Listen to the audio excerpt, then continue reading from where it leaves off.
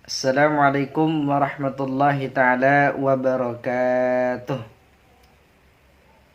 Sebelumnya kaifa halukum jami'an? Alhamdulillah inna bil khair. Baiklah. Alhamdulillahi rabbil alamin wa bihi nasta'in wa ala umuri dunya waddin wa ala alihi wa ashabi ajma'in amma ba'du. Baiklah, yang pertama kali marilah kita senantiasa bersyukur kepada Allah Subhanahu wa taala atas limpahan nikmat dan karunia-Nya jualah sehingga kita masih bisa melaksanakan kewajiban kita pada hari ini, yaitu berupa belajar pada hari ini. Kemudian salawat dan salam tidak lupa kita hadiahkan kepada baginda kita Nabi besar kita Muhammad sallallahu alaihi wasallam dengan lafaz Allahumma salli ala sayyidina Muhammad wa ala ali sayyidina Muhammad. Baiklah anak-anak, pada kesempatan kali ini kita akan belajar sama-sama materi kita yang berkenaan dengan taharah. Jadi pada kesempatan kali ini kita akan belajar sama-sama belajar mengenai taharah. Namun sebelum kita belajar sama-sama mengenai taharah, Bapak ingin bertanya kepada kalian sekalian mengenai materi kita yang lalu, yaitu minggu lalu, yang masih berkenaan dengan taharah ataupun masih berkenaan dengan bersuci. Baiklah, Bapak ingin bertanya kepada salah satu daripada kalian. Coba saudara Rory, apa? Ada berapa macam air yang bisa digunakan untuk bersuci? Ada berapa? Tahu? Ada 7. Tayyib, bagus. Coba saudari Fatnadila sebutkan 3 dari air tersebut. Apa yang pertama? Air hujan. Kemudian air sumur. Kemudian air mata air. Tayyib, bagus. Baiklah. Langsung saja pada kesempatan kali ini kita akan memulai pembelajaran kita, yaitu materi kita yang berkenaan dengan taharah. Namun sebelum Bapak menjelaskan, Bapak ingin bertanya kepada kalian, ada yang tahu apakah itu taharah? Yang dimaksudkan dengan taharah itu apa? Tahu? Coba apa? Bersuci. Coba yang cewek apa? Membersih. Wah, tayyib, bagus. Jadi apa yang telah dijawab oleh teman kalian tadi yang berkenaan dengan taharah itu betul. Taharah itu bersuci dan juga membersihkan. Namun di sini Bapak hanya menambahkan sedikit bahwa taharah itu secara bahasa, taharah ini diambil dari bahasa Arab yang memiliki arti itu bersuci. Namun secara istilah bahwa taharah ini adalah membersihkan diri, baik berupa pakaian, tempat, dan lain sebagainya, maka dengan tuntunan syariat, maka itu dinamakan taharah. Jadi artinya apa? Bahwa segala sesuatu yang membicarakan mengenai bersih-bersih, bersuci. Jadi contoh yang tadi itu seperti membersihkan diri dari ujung rambut sampai ujung kaki, membersihkan tempat yang kotor, membersihkan lokasi-lokasi lain, maka itu dinamakan taharah. Namun ingat lagi, harus dengan tuntunan syariat Islam. Sampai sini paham? Oke, tayyib, lanjut. Kemudian perlu kita ketahui juga bahwa taharah ini terbagi menjadi 2 bagian. Yang pertama itu ada taharah lahiriah, kemudian ada taharah batiniyah. Tuh, taharah terbagi menjadi 2. Yang pertama tadi apa? Yaitu adalah taharah lahiriah. Apa itu taharah lahiriah? Taharah lahiriah ini adalah taharah yang membicarakan segala sesuatu yang membicarakan tentang najis dan juga hadas. Jadi taharah lahiriah ini terbagi menjadi 2. Ada najis dan juga ada hadas. Pak, apakah itu najis, Pak? Apa itu hadas, Pak? Jadi Bapak jelaskan di sini, najis itu adalah segala sesuatu yang membicarakan tentang membersihkan diri dari kotoran-kotoran yang menimpa badan ataupun tempat yang akan kita tempati. Ya, jadi itu najis. Najis itu membersihkan kotoran-kotoran yang menimpa badan kita ataupun tempat yang ingin kita tempati. Perlu kita ketahui juga bahwa najis ini terbagi menjadi tiga macam, tiga bagian, tidak apa-apa. Yang pertama itu ada najis mukhaffafah, yang kedua itu ada najis mutawassithah, yang ketiga itu ada najis mughallazah. Apa itu Pak najis mukhaffafah, mutawassithah, mughallazah? Jadi najis mukhaffafah ini adalah najis ringan. Adapun contoh daripada najis ringan ini adalah seperti kencingnya anak bayi laki-laki maupun perempuan yang belum makan apapun kecuali asing. Jadi kalau misal ada pertanyaan, Pak, jadi kalau misalkan kalau kita terkena najis mutawassithah, cara membersihkan mukhaffafah, cara membersihkannya bagaimana, Pak? Adapun cara membersihkan najis ringan tadi atau mukhaffafah, itu cukup kita bersihkan kotoran tersebut, kencing bayi tadi, dengan air sampai bersih. Nah, itu. Di sini paham? Kemudian yang kedua tadi ada najis mutawassithah, najis ringan ataupun najis sedang. Nah, jadi contoh daripada najis sedang itu bagaimana, Pak? Contoh daripada najis sedang itu seperti keluarnya sesuatu, itu seperti air madhi dan wazi.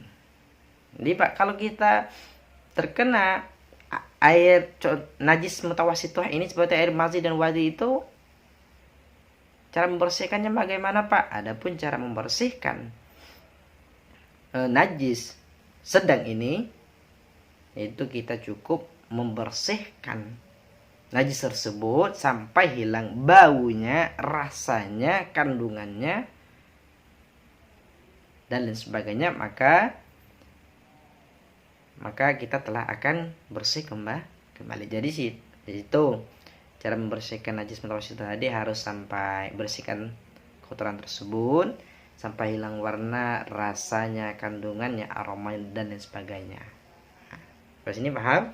Kemudian yang ketiga tadi ada najis mughallazah. Apa najis mughallazah? Najis mughallazah itu adalah najis berat. Jadi contohnya bagaimana? Adapun contoh daripada najis mughallazah itu seperti kotoran anjing, babi, dan lain sebagainya. Jadi cara membersihkan najis berat ini adalah seperti apabila kita terkenanya, yang pertama itu kita harus bersihkan kotoran tersebut dahulu, kemudian baru kita basuh tempat yang terkena najis mughallazah tadi, ataupun badan ataupun tempatnya, kita basuh sebanyak 7 kali menggunakan air. Kemudian dalam 7 tersebut harus kita menggunakan sabun ataupun debu. Ini paham? Yang selanjutnya itu ada hadas. Apa itu hadas, Pak? Hadas itu adalah kotoran-kotoran hadas. Contohnya bagaimana, Pak? Kotoran hadas. Hadas itu seperti buang air kecil, buang air besar, itu hadas namanya. Cara membersihkannya bagaimana, Pak? Jadi cara membersihkan hadas tergantung kotoran yang terkena. Misalkan kalau kita kencing, kan kita sudah tahu itu dengan cara berwudu. Nah, jadi cara membersihkan hadas bila kita terkena kotoran-kotoran hadas itu dengan cara berwudu dan juga mandi. Nah, di sini paham? Jadi bagian yang kedua tadi ada apa? Bagian yang kedua itu ada namanya taharah batin, tubuh. Apa itu taharah batin ya? Taharah batinnya itu adalah sesuatu yang membicarakan membersihkan diri dari perbuatan-perbuatan seperti perbuatan dosa, seperti zina, takabur, hasad, dan lain sebagainya.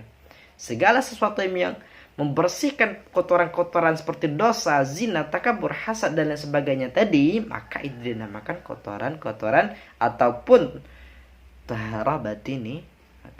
Pak, jadi apabila kita terkena kotoran tersebut, cara membersihkannya bagaimana, Pak?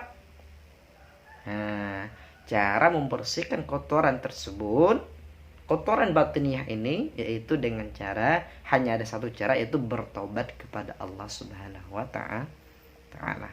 Nah, cuma ada itu, hanya cara dengan harus bertobat dengan sebenar-benar tobat dan mengakui kesalahan dan tidak akan mengulanginya kembali. Selanjutnya, Pak, dari penjelasan di atas tadi Bapak kadang menyebutkan membersihkan, kadang menyebutkan bersuci. Jadi apa sih perbedaan antara membersihkan dan bersuci itu, Pak? Nah, jadi perbedaan antara bersuci dan membersihkan itu adalah segala sesuatu yang bersih itu belum tentu suci. Namun, segala sesuatu yang suci itu sudah tentu bersih. Bapak kasih contoh. Kita ambil contoh dari air kopi, air kelapa, air susu, air teh, dan lain sebagainya. Kira-kira air tersebut dinamakan air apa? Air yang bersih. Kenapa dikatakan air bersih? Karena air tersebut telah berubah warnanya, rasanya, aromanya, kandungannya, dan lain sebagainya. Maka air tersebut dikatakan air yang bersih. Kemudian, jadi kalau air yang bersih, suci itu bagaimana, Pak? Air yang suci itu seperti 7 macam air yang bisa digunakan untuk bersuci, seperti air sumur, air apa, pokoknya ada 7. Air mata air sungai, dan sebagainya. Maka itu dinamakan air yang suci. Baiklah, yang terakhir Bapak akan menyampaikan sumber hukum, salah satu dalil hukum yang mengenai dengan taharah. Kita ambil satu dari taharah lahiriah dan satu dari taharah batiniah. Jadi bagaimana dalil dari taharah lahiriah, Pak? Itu adalah ya ayyuhalladzina amanu, wahai orang-orang yang beriman, ighsilu wujuhakum wa aydiyakum ilal marafiq. Cucilah, basuhlah muka kalian, wa aydiyakum ilal marafiq, tangan kalian sampai siku. Wamsahu biru'usikum, dan sapulah sebagian kepala kalian, wa arjulakum, dan kaki kalian, ilal ka'bain, sampai mata kaki. Wa in kuntum junuban fattaharu, dan apabila kalian junub maka bersucilah. Pokoknya dalil yang kedua yaitu dalil batiniah, apabila kita terkena kotoran batiniah. Pertama itu innallaha yuhibbut tawwabina wa yuhibbul mutatahhirin. Sesungguhnya Allah itu menyukai hambanya yang bertobat, ingin bertobat. Wa yuhibbul mutatahhirin, dan menyukai hamba-hambanya yang bersuci. Mungkin